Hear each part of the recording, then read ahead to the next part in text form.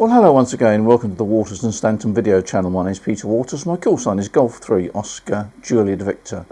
I thought I'd have a look at an item which I was fascinated to read about. It's called the mAT-1F.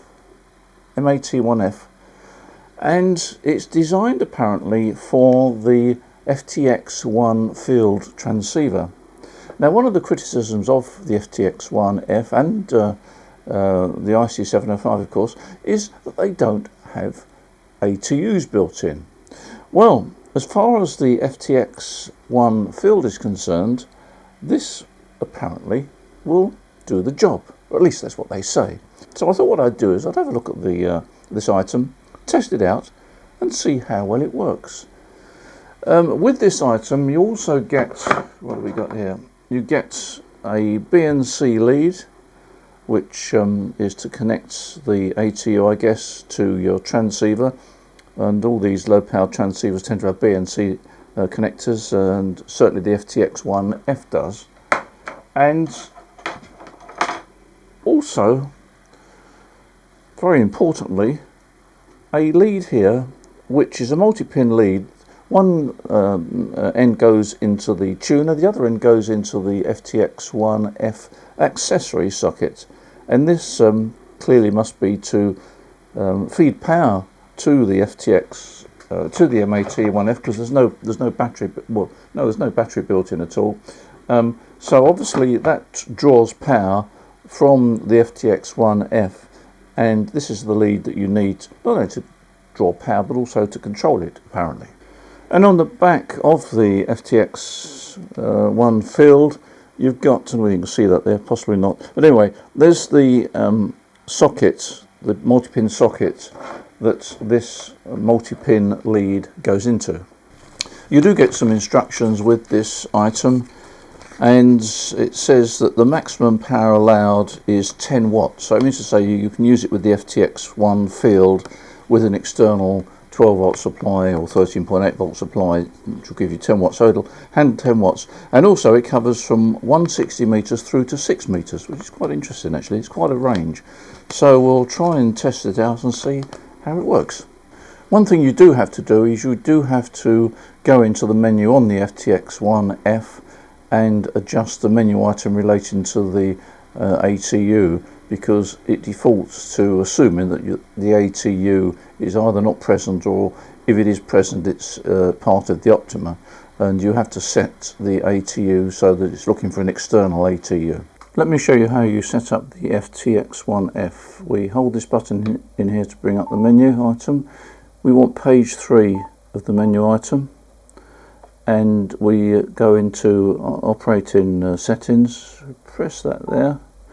And we need to go down to the very bottom one there, which says options. So we go down there, press options.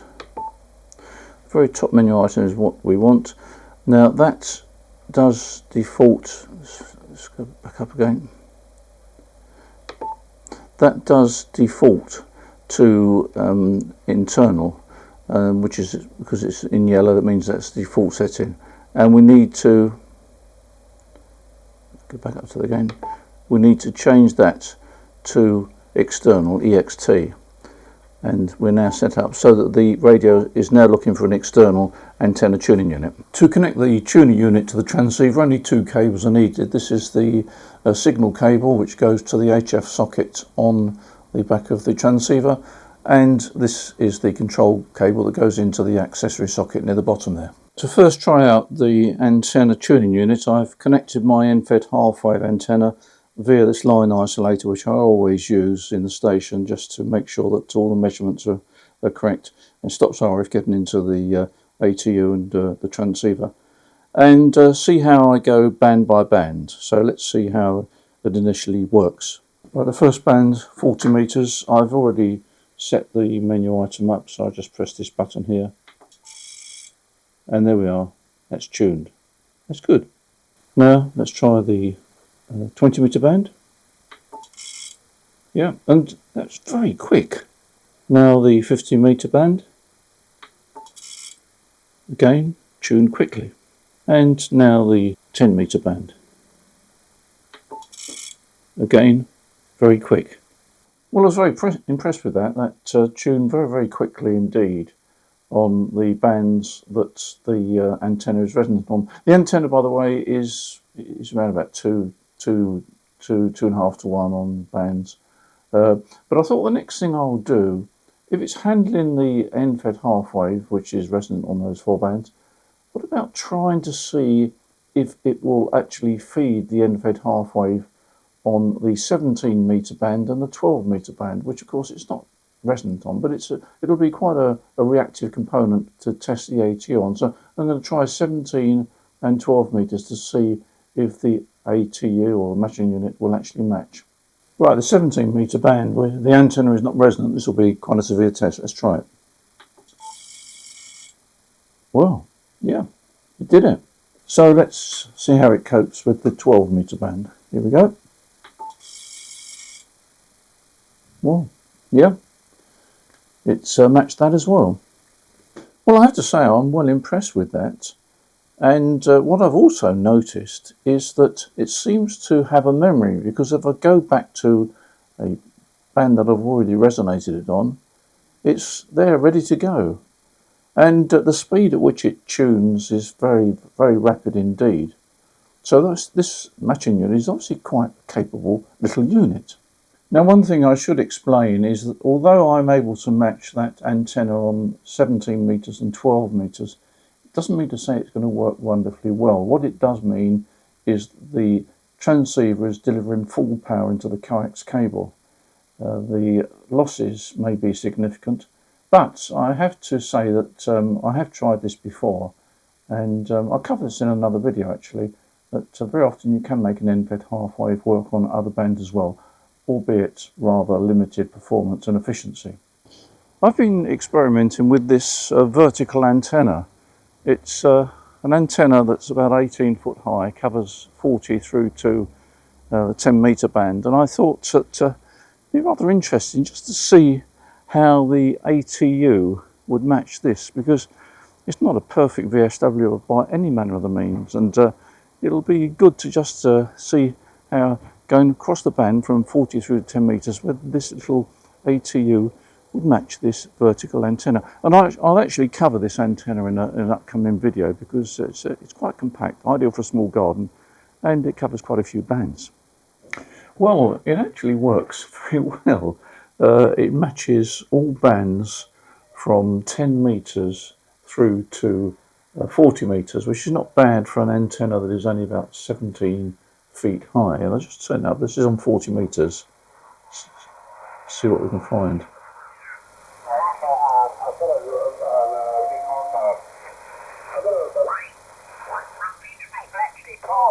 That's where they tend to do that. I'm trying to remember what they're called. Sugar Pupper 83, I think, is Bletchley Park, but thank you for giving me a call, and hopefully we'll meet again here on 40 meters. Okay, well, I'm on the computer. If anybody else is at the computer now, I'm not really sure. So it works. It works pretty well. Actually, I forgot to check it on 6 meters on this antenna. Let's try them on 6 meters now. Yeah, it's tuned fine on 6 meters. Nothing on 6 meters, although apparently it was open to JA some hours ago, but nothing on 6 meters at the moment. So far, I've been checking the mAT-1F with coax line using the coax connector there. Actually, I've got a converter on the top there because it's BNC, but I converted it to SO239 for my coax. Anyway, there's also on the top there a couple of banana sockets there for wire antennas. The red one is for the wire antenna, and the black one is for the earth or counterpoise. I erected in the garden a wire. It's around about 40 foot long, just going from the upstairs house through the window and down to a shrub here, this shrub here, which is a bit of a makeshift, probably the worst possible antenna you could have, but it's the sort of thing that you might use if you're on holiday and in a hotel perhaps. So I put an 8 foot length of counterpoise just dangling out the window, so it's all very makeshift, but it's just to see whether or not the tuner would cope with this sort of antenna. Well, I've tried to set this up as you might do in a holiday home or a hotel. What I've done is I've got the FTX-1 monochrome battery. I've got the ATU there with a counterpoise and a length of wire attached to it. The wire's about 40 foot long, and it's sloping out of the window. This is upstairs, sloping out of the window down to a shrub with an insulator just to finish it off. And conditions are pretty awful, actually. Believe it or not, 40 meters is pretty awful. The antenna tuner will match all bands from 6 meters through to 40 meters. It won't match 80 meters. I think it needs a longer wire. As I say, the band conditions are pretty awful. 40 meters, it's quite amazing. There's virtually no signals at all, and I've checked it on the main aerial, and the band is virtually dead apart from noise. I think just conditions at the moment. Anyway, there are some signals around. The good thing about it, it does work.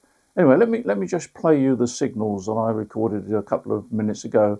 Good afternoon, yeah. I was coming from the home office here inside, and to my first quest, Mike 1, Charlie, Mike Radio from the 8 Whiskey Tango. Well, I've been very impressed with this mAT-1F antenna matching unit. It works extremely well.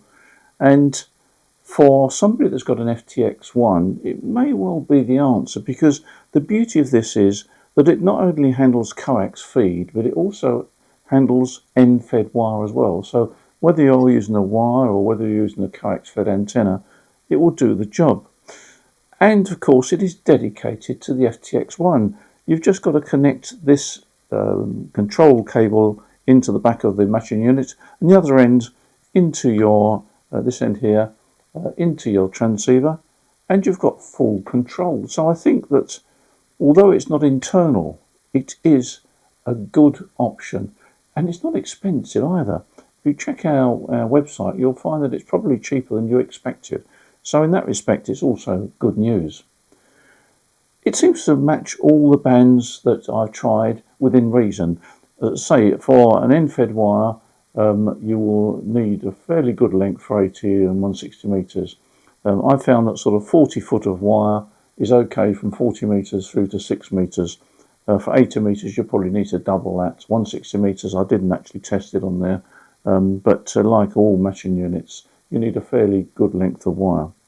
But it does the job, and it does it very quickly. I was quite surprised how quickly it matches, and it's great because you've got full control of this matching unit from your transceiver. You just press the tune button on the transceiver, and this will get you a good match within less than a second. Actually, it really is fast. And of course, it doesn't use any battery juice itself, because there's no internal battery. It draws the power from the FTX-1, and remember, the FTX-1 has got a massive great battery on it, so it's a sort of win-win situation. So in summary, it does the job. 6 meters through to 160 meters, and coax feed or end-fed wire. You can't ask for much more than that, can you? That's the mAT-1F. Thank you for your support on this channel. It's much appreciated, and as usual, look forward to seeing you in the next video. In the meantime, don't forget to press the subscribe button. Take care, enjoy ham radio, look forward to the next one. Bye.